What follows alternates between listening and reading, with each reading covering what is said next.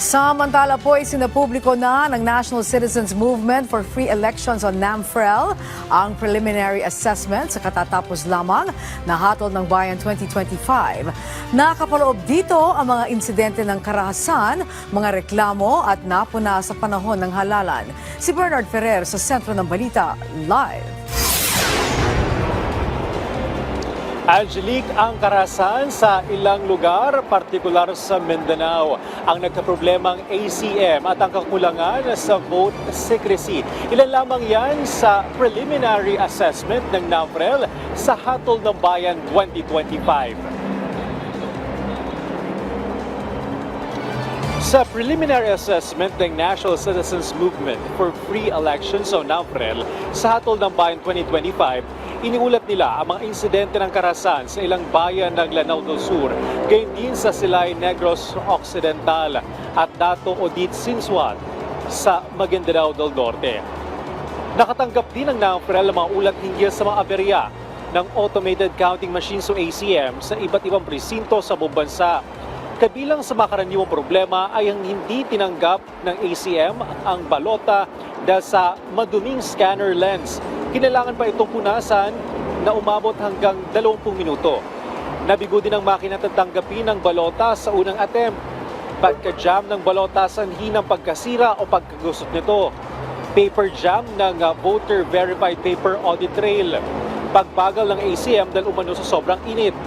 Ilang botante rin ang nagsabing nagkaroon ng overvote sa kanilang voter verified paper audit trail.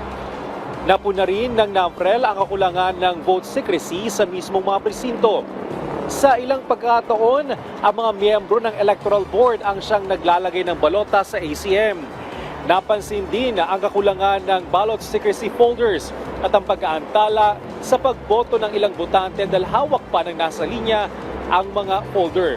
Samantala, nagkaroon din ng pag-aantala sa pagtanggap ng election returns mula sa mga server na itinalaga ng COMELEC para sa NAMFREL, PPCRV, media, ang mga partidong lakas, CMD na dominant majority, nationalista na dominant minority. Bagamat inaasahan ng mga stakeholder na makatatanggap ng resulta ilang minuto matapos magsara ang botohan at kada 15 minuto pagkaraan ng unang transmission, nabigo mano itong matupad. Mula sa pagsara ng balota o botohan hanggang 8:56 ng gabi, tanging mga empty results packages ang natanggap. Ang unang may laman na package ay naglalaman lamang ng 30% ng inaasahang election returns.